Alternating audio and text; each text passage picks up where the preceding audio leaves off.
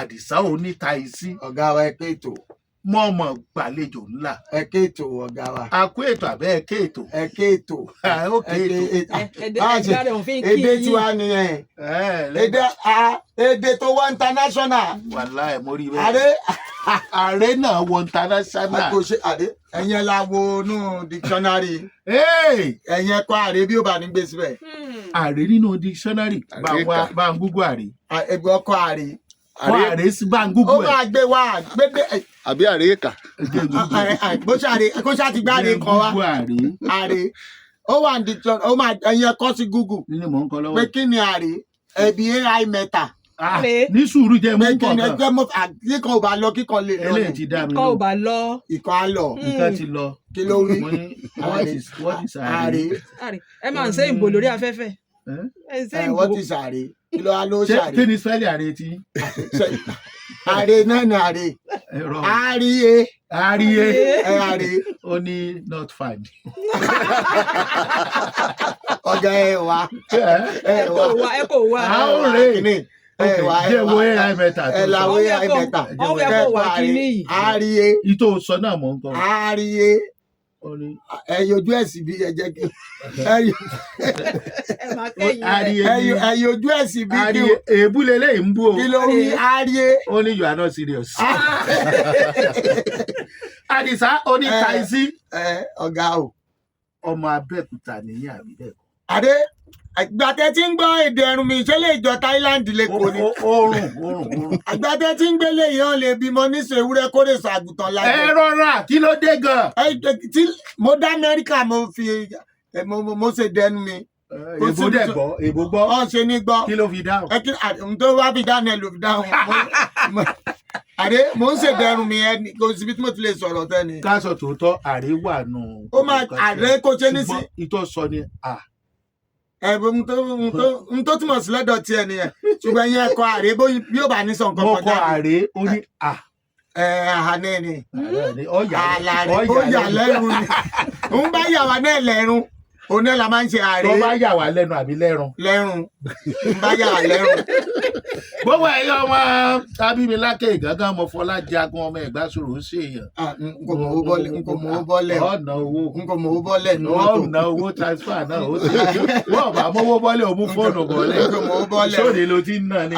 N kò mọ̀ owó bọ́lẹ̀ báyìí. Bẹ́ẹ̀ Musiliu. Ọ̀gá o. Sọ̀rọ̀sọ̀rọ̀ ní. Báwa. Aláwàdà nìyí. Ọlọ́run ni. Eléré orí ìtàgé nìyí. Ọlọ́run ni. Bó o lẹ ṣe kó pọ̀, bó o lẹ ṣe bẹ̀rẹ̀ níwọ̀nba. Torí ẹ̀yin lẹ ń kájú o. Oògùn tí mo fi fà ìwọ́ òsì ẹ̀fáyà o. Kò sí wàhálà ẹ máa bẹ́ tòyìn lọ. Ó tán. Ẹ máa bẹ́ tòyìn lọ. How do you Mílíkì làwọn àjẹ́ níbi tó ti pọ́pọ́pọ́ òbò orí afẹ́fẹ́ sọ́ni username máa gbé dáhùn. Ṣẹ́rí tá a bá ń sọ bíbẹ̀rẹ̀ kò ṣẹ̀yìn irú ọ̀gá wa yìí. Pé èèyàn kọ́kọ́ mọ̀ èèyàn pé gẹ́gẹ́ bí pìrìsẹ́ńtà mo lè sọ pé ṣé wọn á gbọ́ láàmú kọ́kọ́ mọ̀. Bóòlù sì jẹ́. Ó ti pẹ́ ẹ̀yin gan ti máa gbàgbé fún ara yín. Ẹ rántí mọ́kẹ́ ẹ rántí. Ó ti pẹ́ láyé rédíò Lagos ń gbà yẹn láyé Chief Cooked dùgbà Fẹ́mi Gíwá Aláròyé Ààrẹ Àfẹ̀dé Jagun ọ̀rọ̀. Ti pẹ́ gbogbo gba mi ò yí dábẹ́kúta pàpà ikú mo gbé. Mo ti rántí sẹ́. Ẹ máa rántí. Ẹ máa rántí. Mo ti rántí sẹ́. Ìwọ lámúnidára. No, nínú ọ̀rọ̀.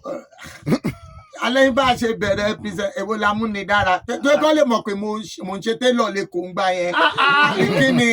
Èmi ò sọ yẹn o, mo ń kí ẹ ní o. Mo ń ṣe ṣùgbọ́n kò sí téèyàn ò lè ibi téèyàn ò lọ ló máa kọ́kọ́ dé kó tó débi tó ń lọ. Ọwọ́ mi rè. Ibi ìlà ń bọ̀, mo gbá mo we. Ibi ìlà ń bọ̀ o. Ìyẹn ní kílẹ̀ ń pè bí. Òjòdú là ń bọ̀ o. Ẹdẹ Bàfò. Àkọjá ń Bàfò, Òjòdú là ń bọ̀ o. Àkọjá ní Ṣìnwó, àkọjá ń gbogbo ẹ o. Kábíyèsí ló. Ibi tó ò lọ, mí ìdẹ ni ń ṣe ń bẹ̀. Ṣùgbọ́n wá gbàbẹ̀ kọjá kó tó débi tó ń lọ. Òótọ́ ni mo ṣe télọ̀ yẹn, mo ṣe èmi ò tiẹ̀ sọ̀rọ̀ télọ̀ yẹn. Ṣùgbọ́n ẹ̀bùn yẹn wà nú. Ọrùn lẹ́rù ni. Àtàrí ni tírélà ni. Gidi. Àbáwọn tó máa ń lu pẹ̀kẹ̀lẹ̀. Èwo pẹ̀kẹ̀lẹ̀ kọ́. Adé làwọn ni. Mo gbádùn ẹ̀.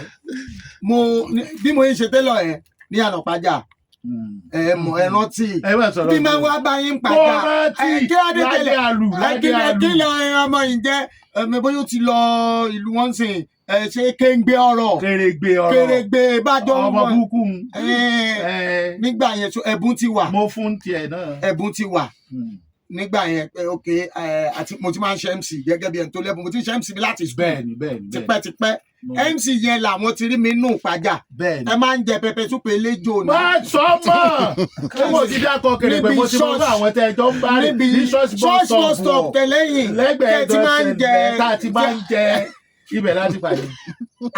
a ń ṣe patí ń bẹ̀ mo dẹ̀ ń ṣe MC mo ń ṣe gbogbo ẹ wá patí yẹn mi lè gbàgbé ọ̀gá yẹn tẹ́ ẹjọ́ wá ń gbà yẹn mo fẹ́ rántí ẹ̀yin méjì ni rédíò wo ni wọ́n ti ń sọ̀rọ̀ wọn ni mi ò sọ̀rọ̀ rédíò kankan lóhun ẹ wá gbó gẹ́gẹ́ bí ẹni tó ń ṣiṣẹ́ rédíò báyìí mo ní ká gbé ọ̀rọ̀ ẹ̀dẹ̀ pè mí mo dẹ̀ bá yín sọ̀rọ̀ olóhùn gan ó dẹ̀ lẹ́bù gan ó gbogbo èèyàn ká ẹ̀rí n tá à ń sọ ní ẹlòmíràn wà ní rédíò kò lẹ́bù tọmọ yìí ní o iṣẹ́ wo ló ṣe mo ní télọ̀ ni mo ṣe ṣe ń gbọ́ télọ̀. mo ti ẹ̀kọ́kọ́ ní ṣe á lè mọ ẹran sọ lọ́wọ́ yín báyìí. láfijọ́ lẹ́bẹ̀ mú mi jọ ìbá ikú òǹpàtà wà lọ bí onípẹpẹ súpè lẹ́jọ́. bẹ́ẹ̀ni lẹ́yìn yẹn àti Fẹ́mi Àdìó wọn dà. ìyá onípẹpẹ súpè yẹn kọlà pupa alájà. ẹ fi bambú ṣe iṣẹ́ tẹ́lẹ̀ mọ̀ pé ìgbà yẹn ló bẹ̀rẹ̀. tí n bá ń sọ sítórì yẹn ní anywhere mo máa ń sọ fáwọn èèyàn pé ó bẹ̀rẹ̀ pé péyàn kọ́kọ́ ń rí èèyàn pé ọmọ ilé ẹlẹ́bùn òṣèwọ̀n Agboola ni bẹ́ẹ̀ ni àwọn ni wọ́n kọ́kọ́ rí náà kọ́lá olóògbẹ̀dẹ̀ ní kí wọ́n bá yín ní Radio Lagos lọ́jọ́ kẹ̀bí á Tuesday lẹ́ máa ń ṣe program Thursday pé àwọn àlọ́ Èkó FM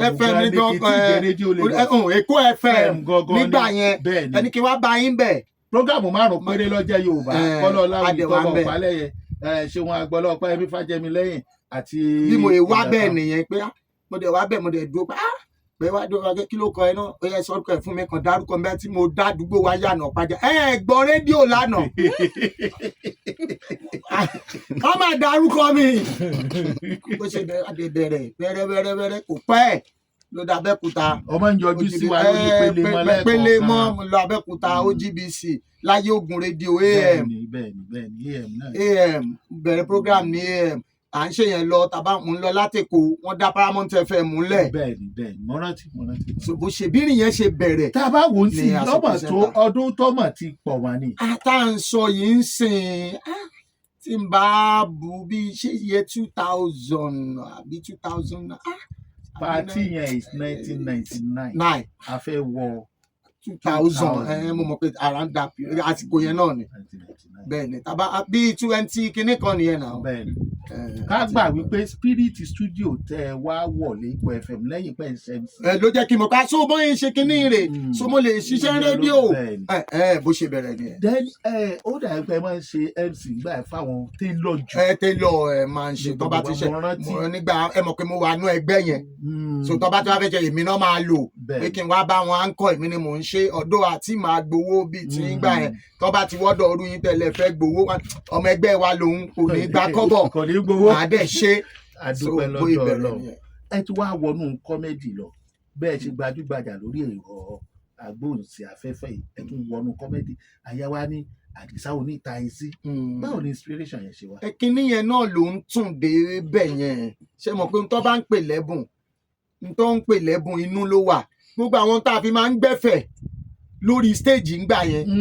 ẹ̀yin sọ di fídíò. àtàbádẹ mo rántí pé iṣẹ́ yẹn ti ń lọ èyí tá Àdìsá Oníta Ẹsí pé Àdìsá Oníta Ẹsí tó bẹ̀rẹ̀ ṣé ó ti pọ̀ ọdún bíi 4 àbí 5. ìtọ́jọ́ ti kọjá ọdún so kíní yẹn náà a kàn ń lọ ni mo lọ ṣe course kan ní Crescent University àwa ń bọ̀ a parí exam àwa ń bọ̀ èmi àtọ́ ìbọn èmi kan a kàn ń bọ̀ ní pé àwọn ọlọ́pàá wà lọ́kàn wa ni ọmọ lè dá yín dúró kàn béèrè pépà ìwé yín mo ní a béèrè pépà mi máa sọ fún pé ta lọ gẹ́ ẹ̀ mo dẹ̀ bẹ̀rẹ̀ sí ṣe ẹ̀fẹ̀ ń tèmi ọmọ yẹn wá ń rẹ́rìn gan ó wá ní àtẹ bá alẹ̀ mọ́ pé ta lọ gẹ́ ẹ̀ tó bá sọ pé òkè ẹ̀yin mọ̀yàn àbí tó dẹ̀ gbé yín dọ́dọ̀ ọ̀gá tẹ́ẹ̀dẹ̀ mọ̀gá yẹn rí nǹkan ni máa bú sígbe tí n bá débẹ̀ ni so ìyẹn ni first episode Àdìsá Oníta Ẹsí bó wọn wá sọ wá ní tẹ́ bá ya kí ní ìsí skit àwọn èèyàn máa love ẹ̀ gan o mo dẹ̀ láwọn tí wọ́n jẹ́ cameraman ẹni tó yà náà rè ṣé bọ̀dá yìí òun ni ẹjọ́ ẹ bá ń gbójú wọn ẹ̀yìn ẹ̀jẹ̀ yìí. ẹni tó yá rèé so Monday Abiose là ń porúkọ ẹ̀ ok àbúrò mi dáadáa ni àjọ máa ń wà àjọ máa ń ṣeré mo dẹ̀ mọ̀ pé cameraman ni ó ń ya àwọn sinimá ya fíìmù ńláńlá Monday mo fẹ́ báwọn máa ń ya skit yẹn náà àwọn ni a máa ya máa gba kámẹ́rà àmọ́ ní kílẹ̀ fẹ́ yà mo dẹ̀ sọ fún un àwọn là lè yá náà oníbọ̀ tẹ máa ní ìbẹ̀lẹ̀ ti fẹ́ rọ́ ọlọ́pàá tẹ fẹ́ lò ẹ máa wá àwọn tó bùnà wàhálà kíní ìpọ̀ èlò lówó kámẹ́rà ó ní ẹtì ẹ̀kọ́ sàn yẹn náà mo bá kówó fún èmi bá gbàgbé ní tèmi pé mo fẹ́ ṣiṣẹ́ mi tí mo ti gbàgbé owó òun ló wá ń pè mí ta kíní ta fẹ́ yà ńkọ́ ó kàn pé Saturday kan ẹ wò kámẹ́rà wà nílẹ̀ bye bye a máa ya kíní yẹn lónìí o ẹ sì lẹ́ MC ìjọ yẹn mo lẹ́ MC àwọn ọba tán so mo ní lónìí Saturday kò lè pẹ́ under 1 hour ẹ máa padà alẹ́ ẹ máa lọ event ẹ máa bí mo bá ṣe lọ ní àwọn báyìí láì fẹ́ rọ́ ọlọ́pàá mo ní pẹ̀lú connection ṣẹ́ wa yìí mo máa rí mo kàn gbé fóònù mo kàn pa àwọn VIO ọ̀gá VIO lógún state babalọ́lá mo kàn pé wọ́n ní pé bàbá ẹ jọ̀ọ́ mo dẹ̀ wá school gbà yẹn mo ní wọ́n fún mi ní project kan ni wọ́n ní kí n lọ mo bá gbé odù yẹn lẹ̀ bẹ́ẹ̀ ṣe train wa yẹn. ẹ parọ́ ni kì í ṣe odù. mo sán wọn lódù pé mo fẹ́ lò ó school ni pé wọ́n ní kí n sọ nǹkan kan nípa traffic onítají pẹ̀lú nǹkan kan mo kàn gbódù lẹ́ni. ẹnikẹ́ni ènìyàn kàn bá rẹ̀ lórí social media. lọ́kàn ni oh that's good but Saturday ló ní à ń ṣiṣẹ́ mi ẹ máa bá ń pọ́n ọ́fíìsì àbò ṣe méjì tọ́ máa wá ṣe ọ́fíìsì yín o ó wà máa submit ní Monday bọ́n ṣe ní ẹni tó dẹ̀ náìsí wa gan ni àwọn ní okay no problem kí n máa lọ síbẹ̀ àwọn apèèyàn kan àwọn yẹn bá sáré dé gbùgbùrù ibẹ̀ náà ti ń change ọ̀gá ní ká bá ń ṣe nǹkan kan bá a ṣe nígbà tá a ṣe tán pẹ̀lú status èèyàn pé being a broadcast journalist tí wọ́n ti mọ̀ pé ṣé mo tún ti ń ṣe skit ni ìgbà tó edit ẹ̀ tó wá fi hàn mí kí ni ìfọ̀n ìgan àwọn náà post ẹ̀. ọ̀dà mò ń bọ̀ ẹ̀yìn èèyàn mo ní bẹ̀bẹ̀ nù lè o bí àṣà àwọn olóyìnbó ẹ sì forí lẹ̀ ń wò tí ìgbòrè ó ń wọ̀ mí ní akẹ́yẹmí nìkan kọ́.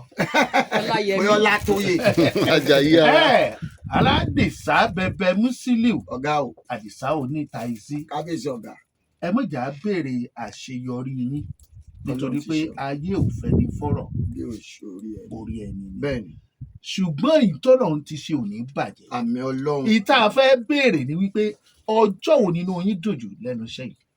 ojoojúmọ́ ni o Ọlọ́run kò sọ́jọ́ tí mo jí tí mo rántí pé iṣẹ́ yìí ni mò ń ṣe tínú mi ò ń dùn torí kò sílẹ̀kùn tí mo fẹ́ fi kàn tí ò ṣí.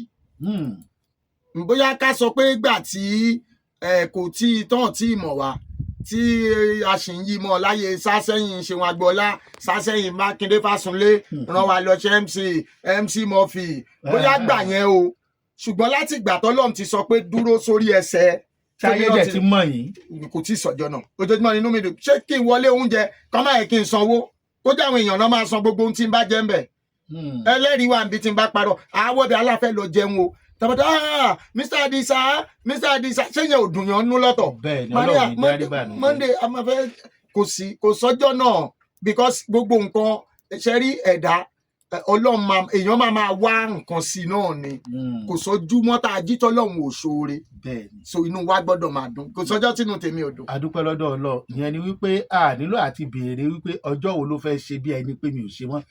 ìyẹn náà bóyá ìyẹn ti pẹ́ ìyẹn ajá ti lé mi rí ajá gbó mi. níbi ẹ ti lọ rí. mo lọ rédíò ní lálẹ́ program irú ìtẹ́ máa ń ṣe Kásùláyọ̀ wọ́n wá kírètì ẹ̀ ní OGBC AM nígbà yẹn lálẹ́ a máa bẹ̀rẹ̀ bí aago ẹ mọ̀ pé létà wa wọ́n fi ń close station a máa fi ń close station ni wọ́n máa fi ń close bí aago 12 ni wọ́n máa close station ní OGBC AM yẹn gbà yẹn ibi tá a máa ń sùn sí ẹ mọ̀ pé ayé ti rédíò ti yàtọ̀ ń sìn ibi tán kó ẹ́ńjìn wọn sí tó pọ̀ odindi building orí tébù wọ́n níbẹ̀ ni ká máa sùn eku wá wà ń bẹ̀ eku máa ń jẹyàn lẹ́sẹ̀ ni bẹ́kú ṣe jẹ ẹsẹ̀ ẹni tá a jọ ń sùn nìyẹn ìyẹn máa ṣe program kémi tó ṣán pín time yẹn fún ọ̀hún á ṣe 10 to 11 ìmọ̀ àmọ́ 11 to 12 àwa close station ìyẹn bá ní last week tó ń sùn kí n wo gbogbo ìka òun eku lóore jẹun ìwọ tó dúdú eku jẹ tẹ́mi pupa bá wá sùn nǹkan èmi ò ní sùn lọ bí mo parí 12 mo jẹ máa lọ lékè.